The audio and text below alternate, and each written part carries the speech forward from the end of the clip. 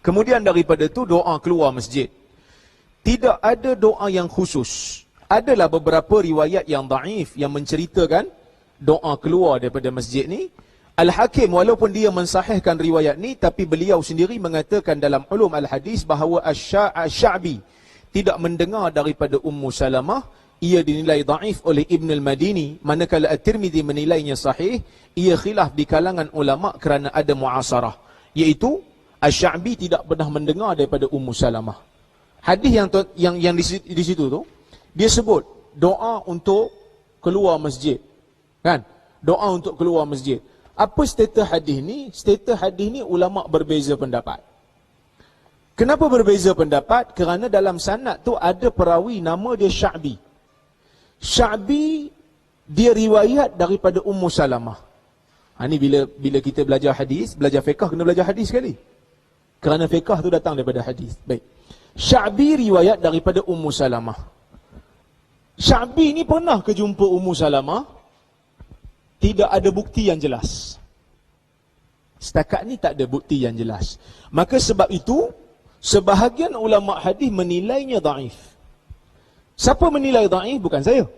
Yang menilai dhaif ni Ali Ibn al-Madini. Siapa Ali Ibn al-Madini? Tok guru kepada Al-Imam al-Bukhari. Dia guru pada Imam Bukhari. Dia nilai dhaif, bukan saya. Jangan kecam saya lah. Yang nilai dhaif Ali Ibn al-Madini. Tapi sebahagian ulama menilainya sahih. Siapa nilai sahih? Al-Hakim. Al-Hakim dalam Mustadrak menilainya sahih. Tapi dalam masa yang sama, Al-Hakim juga mengkritik dalam kitab dia yang lain. Dia kritik riwayat Sya'bi daripada Ummu Salamah. Dia kata Sya'bi tak pernah dengar daripada Ummu Salamah. Dia syarat hadis sahih ada 5. Salah satu hadis nak jadi sahih, mesti sanad tidak terputus. Maksudnya perawi mesti pergi jumpa direct orang yang sumber riwayat tu. Bila mana riwayat daripada Ummu Salamah, Sya'bi tak pernah dengar daripada Ummu Salamah. Dia dengar dengan perantara. Perantara tu kita tak tahu, maka sanad terputus. Riwayat jadi dhaif. Maka sebab itu Ali bin Madini buat keputusan hadis ni dhaif. Tapi tidak dinafikan Al-Imam Tirmidzi, boleh? Okey. Al-Imam Tirmidzi mensahihkan dia. Bahkan sebahagian ulama yang lain juga mensahihkan dia.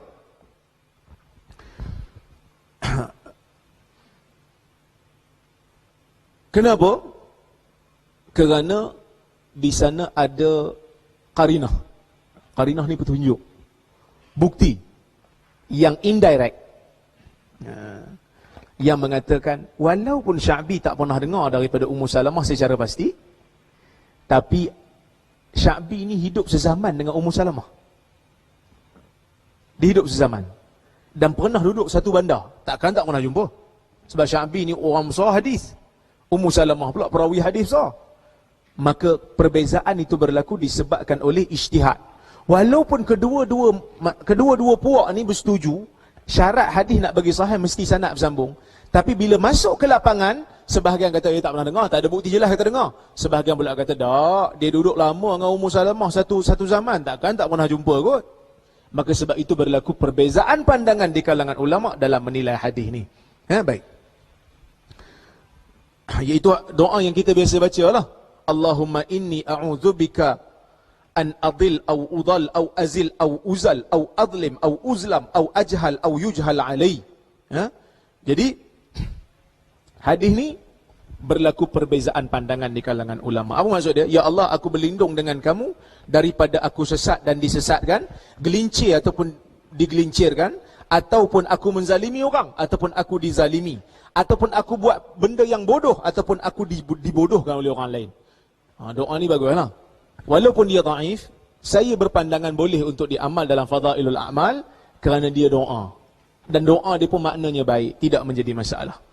Penulis berpandangan dia dhaif, tapi tidak menjadi masalah, boleh diamalkan dalam fadailul a'mal.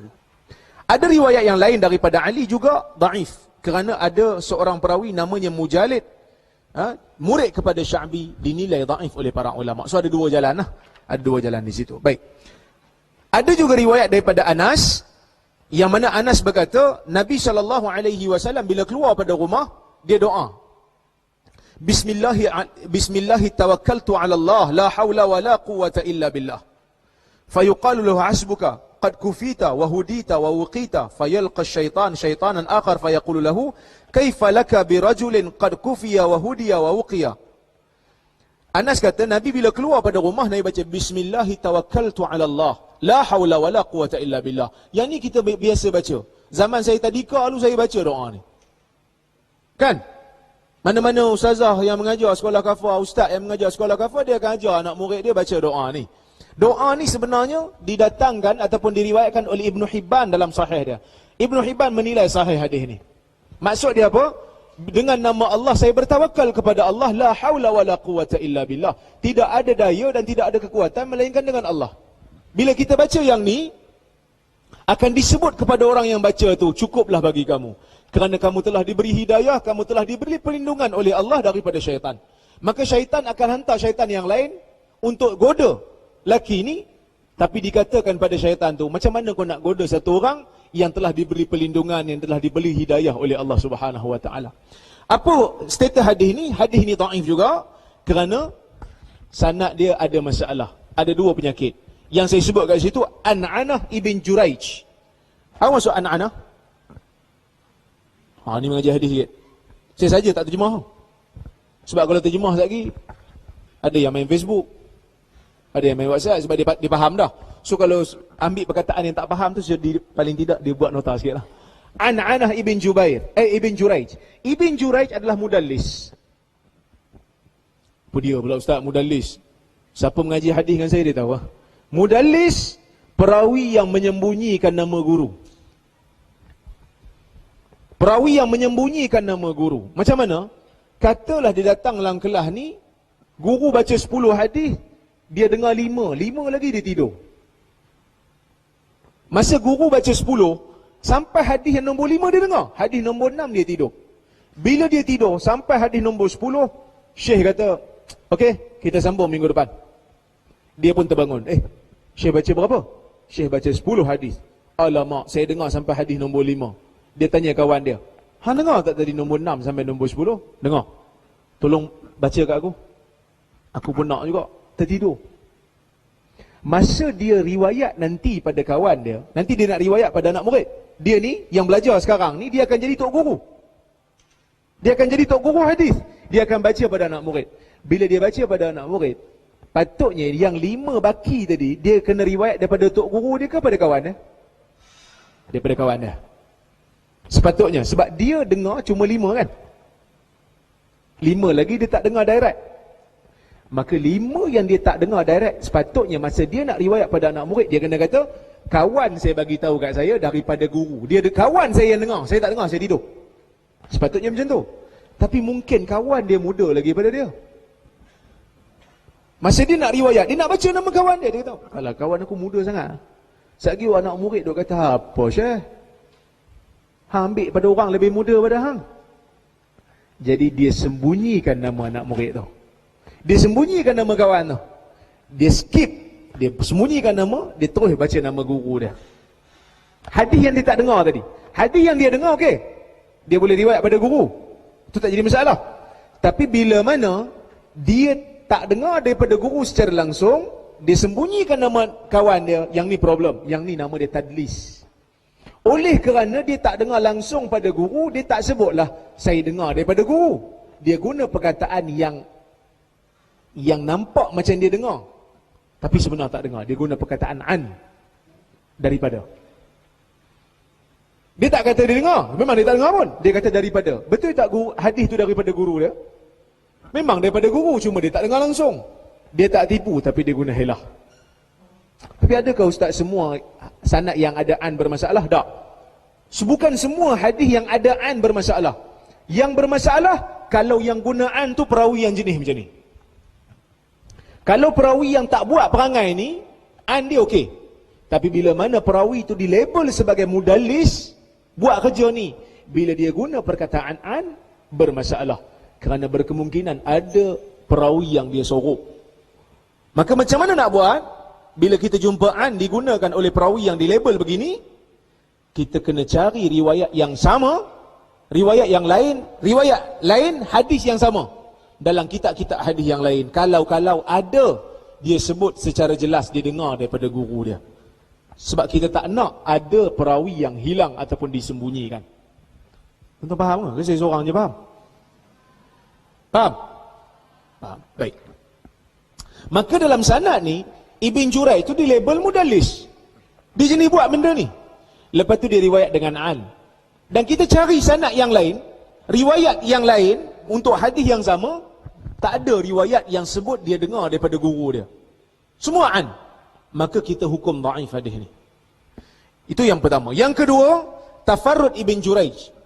Ibn Jurayj, dia adalah perawi yang okey, tapi dia bertafarrud dalam hadis ni. Tafarrud ni bersendiri. Bersendiri dalam riwayat. Dia macam ni lah, tuan-tuan. Seorang perawi, katalah saya mengajar hadis. Saya tengok muka-muka familiar ada ni dekat Dewan Imam Syafi'i. Saya tiap bulan saya turun Dewan Imam Syafi'i. Kat seberang kan? Seberang Merak kan? Baik. Saya turun setiap bulan, sekali sebulan. Bila saya turun sekali sebulan, ada muka-muka yang familiar. Dan orang pun tengok, dia ni kalau Dr. Rozaimi turun mengajar, mesti ada muka dia. So dia ni dikenali sebagai mulazim, orang yang melazimi kelas saya. Orang yang melazimi saya. Dan ada pun orang yang memang mana saya pergi dia ikut. Ada seorang tu dia sampai nak, dia kata tak apa, doktor nak pergi kuliah mana-mana, saya bawa kereta, saya bagi satu orang driver. Saya kata saya tak mahu. Sebab saya kan datang pada opsi jauh kan. Kalau duduk KL tu okey lah. Tapi ada orang offer, dia nak ikut, dia kata. Maksudnya ada orang yang nak melazimi kita. Jadi kalau dia melazimi saya musafir dia ikut, saya mengajar di KL pun dia datang kelas, kita kata perawi ni perawi yang mulazim, yang duduk dengan saya. So kalau dia ni memang diiktiraf sebagai anak murid kanan saya, maka kalau dia bersendiri bawa satu riwayat daripada saya yang orang lain tak tahu, logik tak? Logik lah. Sebab dia memang bersama saya. Tapi bila mana satu orang datang kelas saya 2 kali je, datang 2 kali je, walaupun dia tu siqah, walaupun dia tu dipercayai, tapi dia bukan melazimi, datang sekali 2. Mungkin waktu haji dia jumpa. Kan zaman dulu dia orang nak jumpa waktu haji je. Seorang daripada Yaman, seorang daripada Syam. Bila nak jumpa? Waktu haji. Sekali dia jumpa. Tiba-tiba dia bawa satu riwayat yang orang lain tak bawa. Anak murid kanan tak bawa. Problem tak? Problem. Akan menjadi tanda soal. Maka sebab itu tafarrud menunjukkan sesuatu, iaitu menunjukkan kesilapan yang berlaku dalam riwayat. Dan sanad juga terputus. Kata Imam Tirmizi dalam Ilal Al-Kabir, dia kata sa'altu Muhammad an hadzal hadis faqala haddathuni an Yahya bin Sa'id an Ibn Jurayj bihadzal hadis wa la a'rifu li Ibn Jurayj an Ishaq bin Abdullah bin Abi Talha ghaira hadzal hadis wa la a'rifu lahu sama'an minhu. Kata Imam Tirmizi, saya bertanya Muhammad tentang hadis ni, hadis yang di atas tadi. Siapa Muhammad? Imam Tirmizi kata saya bertanya Muhammad. Siapa Muhammad? Al-Imamul Bukhari. Al-Imamul Bukhari, dia tanya. Imam Tirmizi anak murid Imam Bukhari. Dia tanya, aku bertanya Imam Bukhari tentang hadis ni. Kata Imam Bukhari, mereka membacakan kepada aku hadis ni daripada Yahya bin Sa'id, daripada Ibn Jurayj, tetapi aku tidak pernah mengetahui Ibn Jurayj pernah riwayat daripada Ishaq bin Abdullah bin Abi Talha, melainkan hanya hadis ni saja. Itu yang kata tafarrud tadi. Itu yang kata tafarrud, maksudnya dia bersendiri. Ibn Jurayj riwayat daripada Ishaq. Dan Imam Bukhari kata aku tak pernah tahu hadis lain yang Ibn Jurayj riwayat daripada Ishaq. Dia seorang-seorang yang riwayat untuk hadis ni saja. So problem. Kemudian kata Imam Bukhari, wala a'rifu lahu sama'an minhu. Setahu aku tidak pernah tahu Ibn Jurayj pernah mendengar daripada Ishaq. So ada 3 masalah. Yang pertama, dia gunaan Ibn Jurayj riwayat daripada Ishaq guna perkataan an. Dia tu mudallis, menunjukkan sanad terputus. Yang kedua, dia bersendiri. Yang ketiga, Bukhari kata memang confirm dia tak pernah dengar daripada Ishaq. So sanad ni dhaif. Kata Daraqutni, yarwihi Ibn Juraij wa ikhtulifa anhu. Daraqutni ni ulama hadis, dia komen juga hadis ni dalam kitab dia Ilal.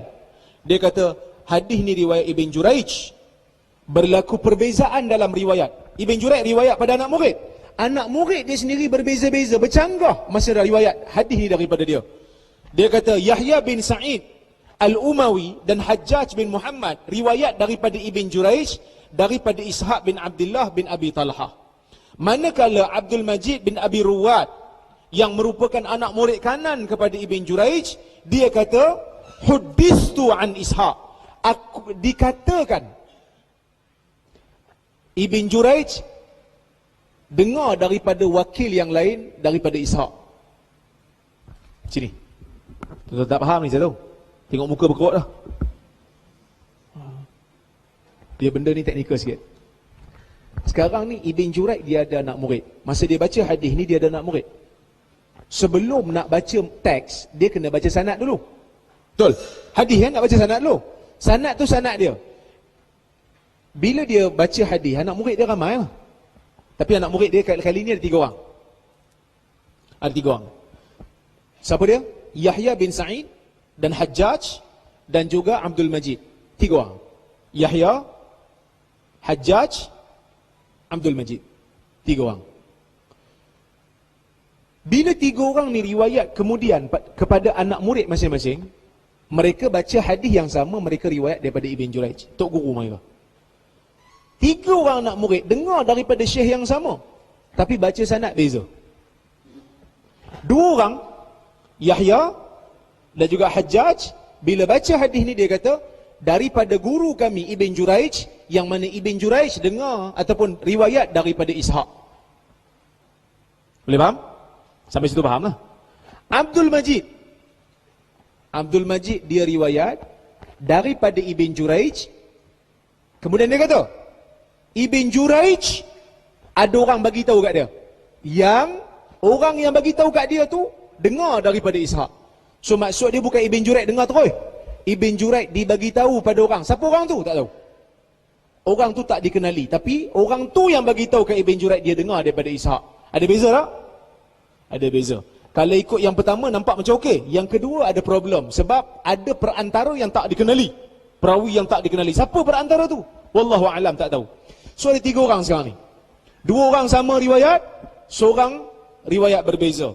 2 orang riwayat dengan sanad yang bersambung, seorang riwayat ada perantara dan tak diketahui siapa perantara tu. Clear? Sekarang ni ada 3 orang. Riwayat siapa yang kita nak pakai? Riwayat mana satu yang betul daripada Ibn Juraij? Bila kita tengok antara 3 orang ni, Abdul Majid ni orang yang melazimi Ibn Juraij. Abdul Majid, dia melazimi. Maksudnya dia adalah perawi yang paling kuat melazimi Ibn Juraij. Maka sebab itu riwayat Abdul Majid tu betul. Sebab itu Daraqutni kata sebenarnya sanad terputus, so dhaif. Walaupun sanad terputus, tapi dia dhaif ringan, boleh guna dalam Fadailul A'mal. Sebab itu saya kata, tapi keduanya boleh diamalkan kerana dia bab Fadailul A'mal. Baik.